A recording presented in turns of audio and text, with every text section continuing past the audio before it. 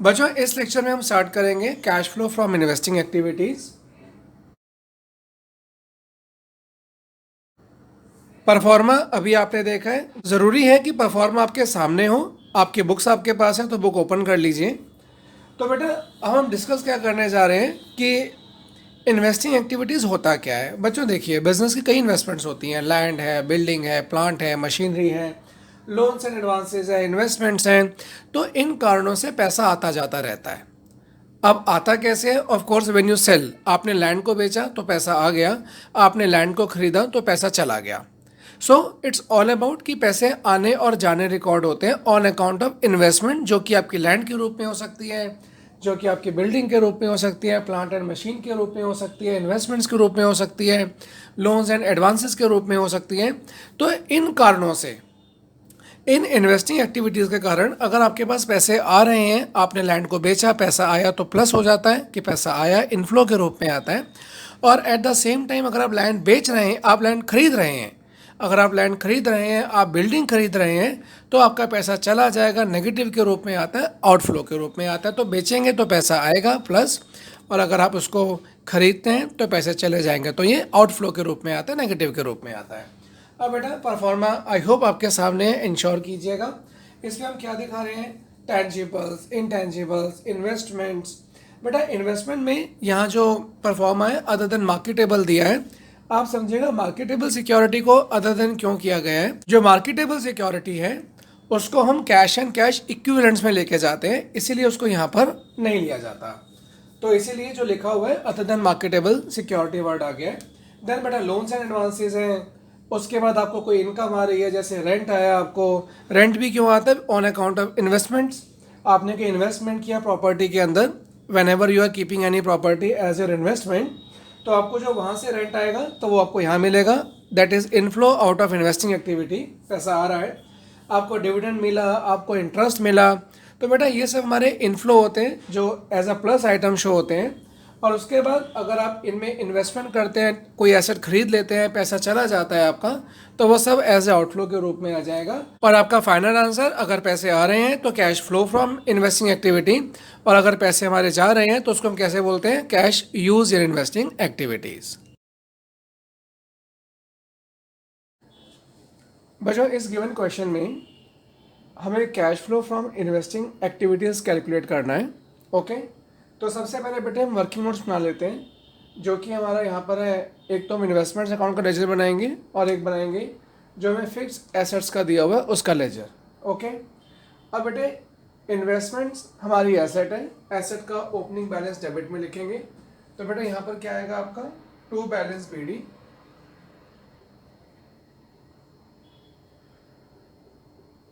और जो आपका ओपनिंग बैलेंस है बेटा वो कितना है? 2.5 लाख। और जो क्लोजिंग बैलेंस है बेटे वो आपको यहाँ जाएगा, बाय बैलेंस CD।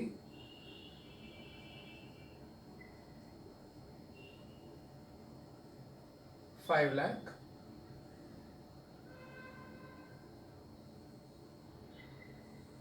ठीक है, उसी प्रकार से जो फिक्स्ड एसेट्स का ओपनिंग बैलेंस है वो बेटे यहाँ जाएगा डेबिट में, टू बैलेंस BD। और ये कितना बेटा? 8,75,000। और क्लोजिंग है मेरे बच्चों 11,90,000।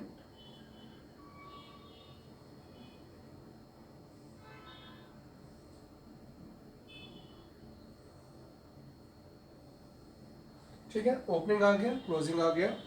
अब बेटे एडिशनल इंफॉर्मेशन को ध्यान से समझेंगे ज़रा। Half of the investments held in the beginning of the year were sold at 10% gain। तो बेटे यहाँ पे हमने जो बिगनिंग में हमारे पास इन्वेस्टमेंट थी जो कि 2.5 लाख है, इसका आधा, तो चलिए इसको सॉल्व कर लेते हैं। इसका आधा कितना होगा? तो यहाँ निकाल लीजिएगा 50% ऑफ इन्वेस्टमेंट्स। बेटा 50% किसका लेना है आपको? बिगनिंग का। तो 50% कर लीजिए आप 2.5 लाख का, ये हो जाएगा 1,25,000। इनको आपने बेचा एट अ 10% गेन।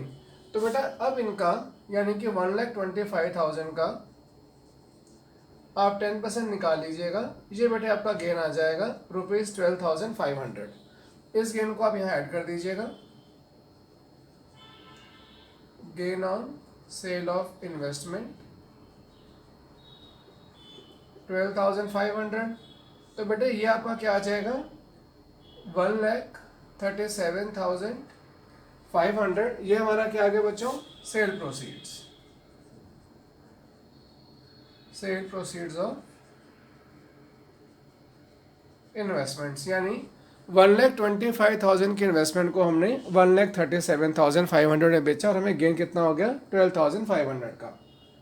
ओके, उसके बाद है बेटा depreciation on fixed assets 1 lakh का है। तो चलिए इसको लेजर में डालते हैं।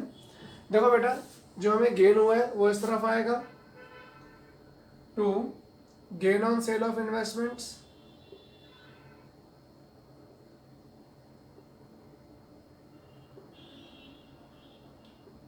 To gain on sale of investments account, और ये कितना बेटे आपका 12,500।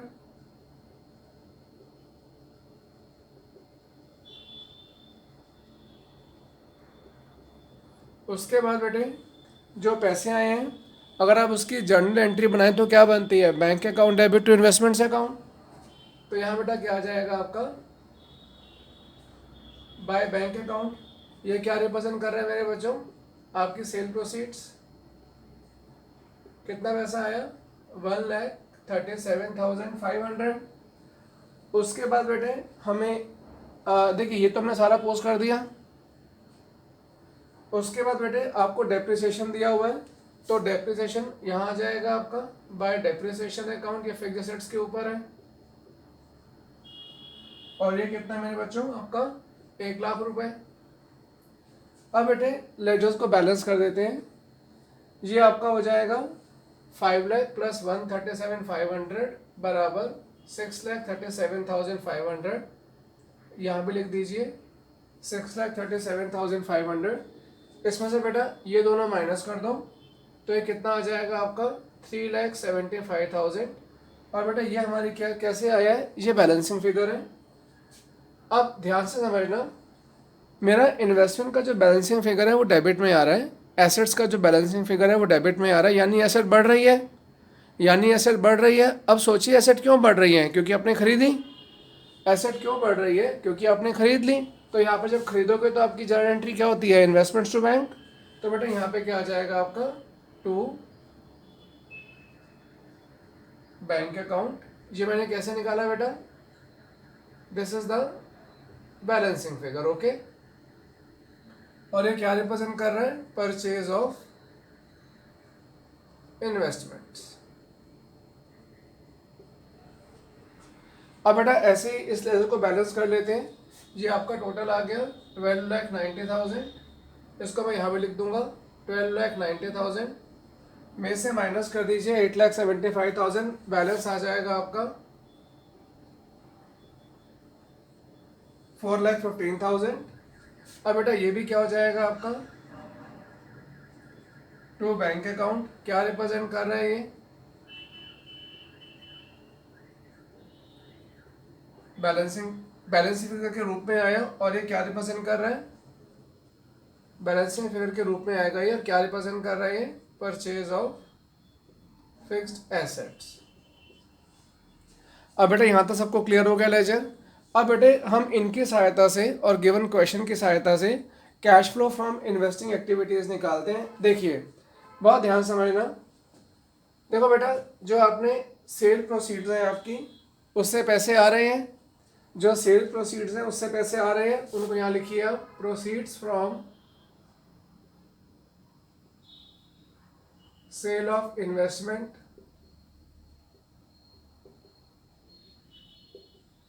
और कितना पैसा आया बेटे 1,37,500।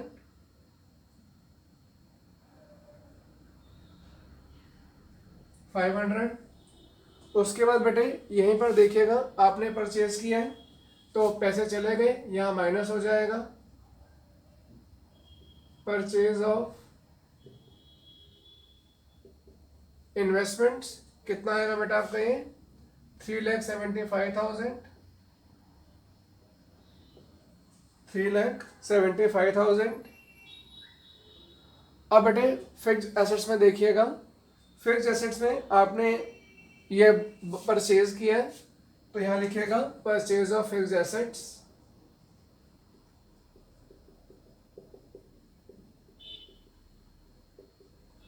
और कितने पैसे गए हमारे 4,15,000। उसके बाद बेटे आप देखिएगा एडिशनल इंफॉर्मेशन में पॉइंट नंबर 3, इंटरेस्ट कितना मिला है आपको इन्वेस्टमेंट्स के ऊपर 35,000 का, तो लिख दीजिए इंटरेस्ट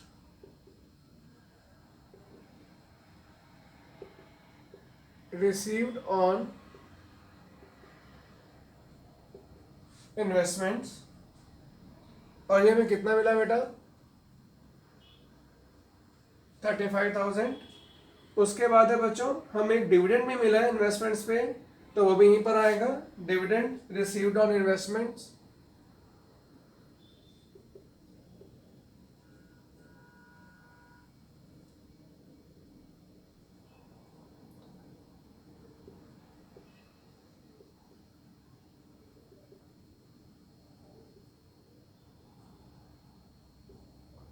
और कितना पैसा आया 25,000।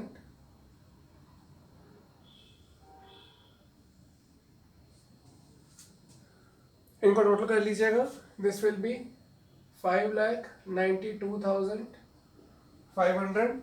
और ये बेटा मेरा क्या आ जाएगा, cash used in investing activities.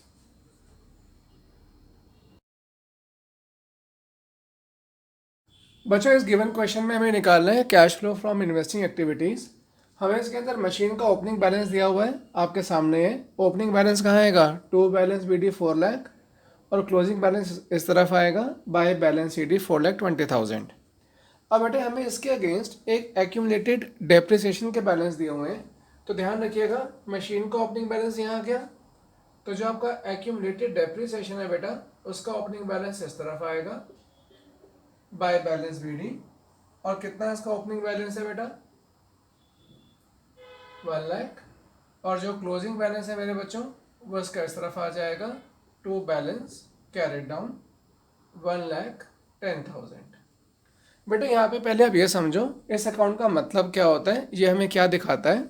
बेटा होता क्या है, जब भी हम एक्यूमुलेटेड डेप्रिसिएशन मेंटेन करते हैं ना, तो जो हमारा डेप्रिसिएशन होता है, जो हमारा ईयर ऑन ईयर डेप्रिसिएशन लगता है, वो हमारा इस अकाउंट में पार्क होता है एक्यूमुलेटेड डेप्रिसिएशन के अंदर। तो देखो आप लोगों ने ये भी सीखा हुआ है कि जब आप एक्यूमुलेटेड डेप्रिसिएशन मेंटेन नहीं करते हो, पहले वो समझो फिर फ़र्क भी समझ में आएगा। जब आप लोग एक्यूमुलेटेड डेप्रिसिएशन मेंटेन नहीं करते हो तो आप करंट ईयर के डेप्रिसिएशन को कहाँ दिखाते हो, मशीन के क्रेडिट साइड में यही दिखाते हो ना बेटा, मशीन के क्रेडिट साइड में मशीन की वैल्यू कम हो जाती है। तो अब समझो जब आप एक्यूमुलेटेड डेप्रिसिएशन मेंटेन करते हो, जब आप करते हो तो बेटे जो करंट ईयर का डेप्रिसिएशन है वो यहाँ नहीं जाएगा, वो यहाँ नहीं जाएगा, वो एक अलग अकाउंट में आ जाता है जिसका नाम क्या होता है एक्यूमुलेटेड डेप्रिसिएशन अकाउंट। फ़र्क समझ में आया कि जब मेंटेन नहीं करते हो तो आपका जो करंट ईयर का डेप्रिसिएशन है वो कहाँ जाता है मशीन के अंदर, और जब आप मेंटेन करते हैं तो बेटे वो कहाँ जाता है in the ledger called accumulated depreciation account. ये इन दोनों में फ़र्क है कि करंट ईयर का डेप्रिसिएशन अब कहाँ जाएगा in the ledger called accumulated depreciation account. यहाँ तक क्लियर हुआ। तो ओपनिंग क्लोजिंग मैंने आपको क्लियर कर दिए हैं। अब बेटे ध्यान से समझना इस चीज़ को। During the year a machine costing ₹40,000, बेटा साल के दौरान एक मशीन जिसकी कॉस्ट 40,000 है with its accumulated depreciation of 24,000। Okay बेटा एक बात मैं यहाँ पे आपको और बताऊंगा कि जब आप एक्यूमुलेटेड डेप्रिसिएशन मेंटेन करते हो ना, तो जो ये फिगर आपकी होती है ये कॉस्ट पे होती है। और कॉस्ट पे क्यों होती है, क्योंकि इसका जो डेप्रिसिएशन है वो एक अलग अकाउंट में जा रहा है जिसका नाम क्या है एक्यूमुलेटेड डेप्रिसिएशन अकाउंट, राइट। तो ये मेरी कॉस्ट है, ध्यान रखना। अब इस स्टेटमेंट को फिर समझते हैं। During the year a machine cost in rupees 40,000। तो बेटा जो कॉस्ट है ना 40,000 की, वो इसका पार्ट है। Okay, with its accumulated depreciation of 24,000। तो ये जो इस पर 24,000 का डेप्रिसिएशन लगा है वो किसका, वो कहाँ दिख रहा होगा, वो कहाँ पर होगा, एक्यूमुलेटेड डेप्रिसिएशन अकाउंट के अंदर। समझो, जो 40,000 की कॉस्ट है वो इसका पार्ट है, और जो 24,000 का एक्यूमुलेटेड डेप्रिसिएशन है वो कहाँ होगा बेटा, एक्यूमुलेटेड डेप्रिसिएशन अकाउंट के अंदर होगा। ये समझ में आया आपको। अब आपने इसको कितने में बेचा, 20,000 में। 40,000 की कॉस्ट है, 24,000 का एक्यूमुलेटेड डेप्रिसिएशन है, और बेचा कितने में आपने, 20,000 में। अब ध्यान सुनिएगा इस चीज़ को, आपकी जो कॉस्ट है वो कितनी है, 40। अब इसका वर्किंग नोट बना लेते हैं कि देखिए जो मेरा कॉस्ट है वो बेटे कितना है हमारा, 40,000। ये मैं किसकी बात कर रहा हूँ, जो मशीन बेचा है, और उस पर कितना एक्यूमुलेटेड डेप्रिसिएशन लग चुका है आज तक का, लेस कर दीजिए इसको, एक्यूमुलेटेड डेप्रिसिएशन वो कितना लग चुका है बेटा, 24,000। तो जो आज इसकी बुक वैल्यू है वो कितनी है, 16,000। जो इसकी आज बुक वैल्यू आ गई है वो कितनी आ गई है, 16,000। अब देखो बेचा कितने में, 20 में। तो देखो बेटे आपने 20,000 में इसको बेचा, तो आप कह सकते हैं जो हमारा इसका सेल प्राइस है वो कितना है, 20,000। माइनस कर दीजिए आप इसकी बुक वैल्यू जो आप निकाल चुके हैं, 16,000। तो आपको बड़ा क्लियर हो जाएगा कि हमें 4,000 का क्या हो गया बेटा, हमें 4,000 का बच्चा हो गया gain on sale of machinery. यहाँ तक क्लियर हुआ। 2-3 बातें मैंने समझाई हैं। पहली बात, जब आप एक्यूमुलेटेड डेप्ट मेंटेन करते हो, डेप्रिसिएशन आपका कहाँ जाता है, in the ledger called accumulated depreciation account. ये कॉस्ट होती है, और उसका जो डेप्रिसिएशन है वो आपको यहाँ दिखता है। जो आपने 40,000 की मशीन बेची है ये कॉस्ट है, वो इसका पार्ट है, और जो एक्यूमुलेटेड डेप्रिसिएशन है वो हमने कहाँ दिखाया होगा, in the ledger called accumulated depreciation account. अब इसकी अकाउंटिंग कैसे होगी, बहुत ध्यान समझते हैं। देखो बेटे, सबसे पहली बात और इम्पॉर्टेंट बात, जब आपने मशीन को सेल कर दिया, जब आपने मशीन को सेल कर दिया, तो बेटा जो उसके ऊपर आपने एक्यूमुलेटेड डेप्रिसिएशन लगाया था ना, अब वो भी हटाओगे। जब आपने मशीन को बेच दिया तो आपने जो उसके ऊपर एक्यूमुलेटेड डेप्रिसिएशन लगाया था, अब वो भी हटेगा लेजर्स में से। तो बेटा ध्यान से सुनो, जो डेप्रिसिएशन है उसे इस तरफ पार्क करते हो, जो आपका करंट ईयर का डेप्रिसिएशन है वो यहाँ आता है, राइट। तो जब ये हटेगा, रिवर्स होगा, तो ये क्या हो जाएगा, डेबिट। मैं दोबारा बताता हूँ, ध्यान सुनना। जो आपका करंट ईयर का डेप्रिसिएशन है वो यहाँ आता है ऑन द क्रेडिट साइड, जो आप इस साल में लगाते हो। तो बेटा जब लगा हुआ डेप्रिसिएशन, जब लगा हुआ एक्यूमुलेटेड डेप्रिसिएशन रिवर्स होगा, तो वो क्या हो जाएगा, डेबिट, और मशीन की वैल्यू कम हो जाएगी और वो क्या हो जाएगी, क्रेडिट। फिर से समझना, ये आपका रिवर्स होकर डेबिट हो जाएगा और मशीन की वैल्यू क्या हो जाएगी, क्रेडिट। इसकी अब उसको यहाँ पे कैसे लिखोगे बेटा, to machinery account, to machinery account 24,000, क्योंकि इसमें आज तक का कितना डेप लगा हुआ है, 24,000। ये बेटे क्या रिप्रेजेंट कर रहे हैं, डेप्रिसिएशन ऑन मशीनरी सोल्ड। हम इसको ट्रांसफर कर रहे हैं, ठीक है। ये क्या रिप्रेजेंट कर रहे हैं, डेप्रिसिएशन ऑन मशीनरी सोल्ड, इसको हम ट्रांसफर कर रहे हैं। मैं आपके रेफरेंस के लिख देता हूं, this is depreciation on machinery sold. इसको बेटे हम क्या कर रहे हैं बच्चों, ट्रांसफर कर रहे हैं। और इधर आपको यहाँ दिखेगा इस तरफ मशीन की वैल्यू कम हो जाएगी, तो लिख दीजिए यहाँ पर बाय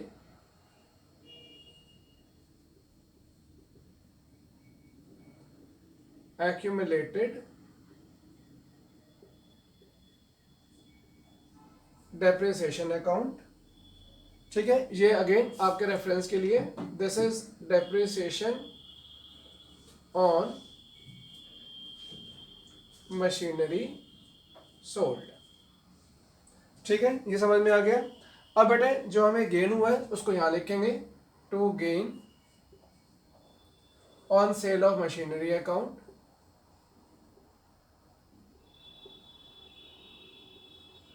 ये में कितना गेन है बेटे, यहाँ पे 4,000 का,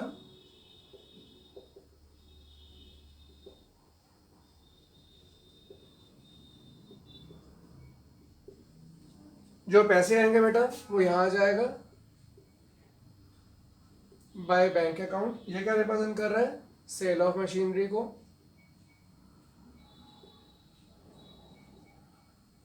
20,000। ओके, अब बेटे इसको हमने लेजर में डाल दिया है। अब आप इस लेजर को क्लोज करेंगे। अब यहाँ पे आपका टोटल करिएगा, ये आएगा 4,64,000। इस 4,64,000 को मैं यहाँ पे लिख दूंगा, माइनस कर दीजिए 4,04,000। ये बेटा कितना आ जाएगा आपका? 60,000 रुपये, 60,000। इसको आप क्या बोलेंगे? To bank account. किस प्रकार से आया बेटा? ये हमारी बैलेंसिंग फिगर के रूप में आया है। और ये क्या रिप्रेजेंट कर रहा है बेटा? ये रिप्रेजेंट कर रहा है आपका परचेज ऑफ मशीनरी को। अब बेटा हम इस लेजर को क्लोज कर देंगे। This will become 1,34,000। 1 lakh minus कीजिएगा, ये आपकी बैलेंसिंग फिगर आ जाएगी 34,000। ये क्या रिप्रेजेंट करेगा? आपका डेप्रिसिएशन, कि आपने डेप्रिसिएशन कितना चार्ज किया है इस साल में, तो बाय डेप्रिसिएशन अकाउंट। ये बेटा कैसे आया आपका? As balancing figure. ठीक है,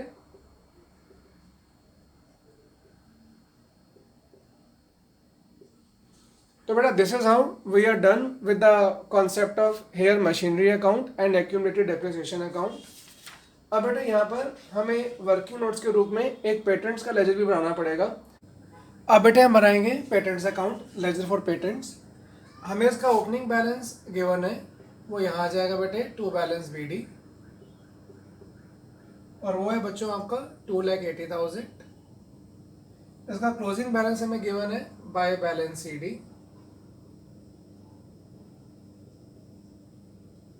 1,60,000।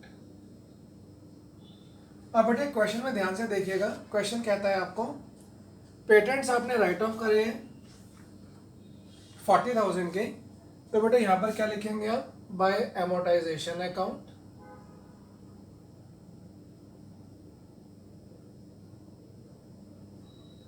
बेटे पेटेंट्स हमारे इंटेंजिबल्स है, इसलिए यहाँ पे क्या वर्ड आया है? एमोर्टाइजेशन। ओके,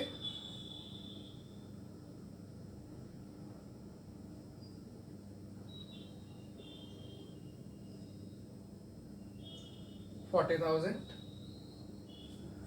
अब क्वेश्चन कहता है आपको कि आपने कुछ पेटेंट्स को बेचा है एट ए प्रॉफिट ऑफ 20,000। तो हमें कितने का प्रॉफिट हुआ, कितने का गेन हो गया?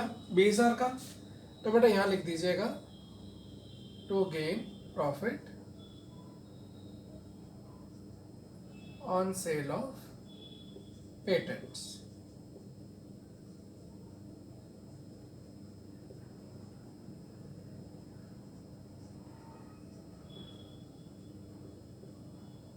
ओके, और बेटा हमें कितने का यहाँ पर गेन हुआ बच्चों? 20,000 का।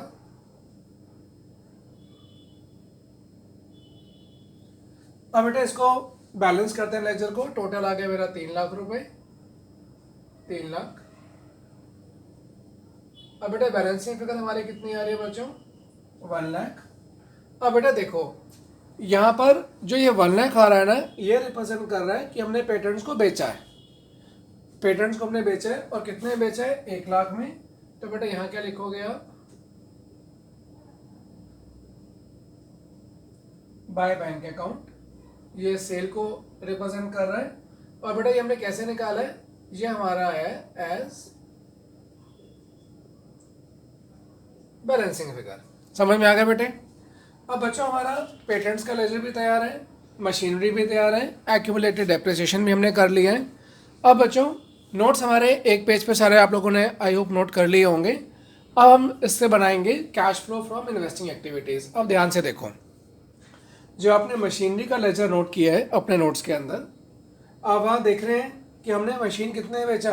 20,000 में। तो पैसा आया, मशीन बेच रहे हो, पैसे आ रहे हैं, पैसे आएंगे तो प्लस और जाएंगे तो माइनस। ठीक है, तो सबसे पहले proceeds from sale of machinery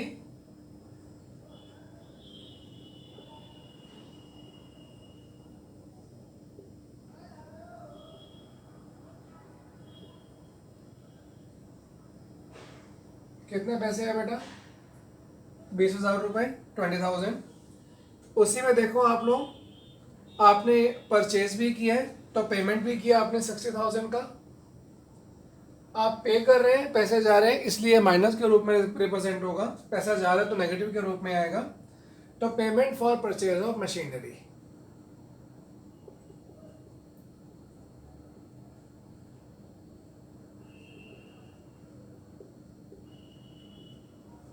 ये दोनों फिगर्स बेटे हमने कहाँ से लिए हैं? जो हमने मशीन का लेजर बनाया है वहां से। अब बच्चों, जो हमने अभी पेटेंट्स का लेजर बनाया उसमें आपने क्या देखा? आपके पास 1,00,000 रुपए आए हैं, तो लिखो यहाँ पे proceeds from sale of patents. और कितने पैसे हैं बेटा हमारे पास? 1,00,000 रुपए। अब बेटे इनको टोटल कर दीजिए, ये हमारा कितना आ जाएगा?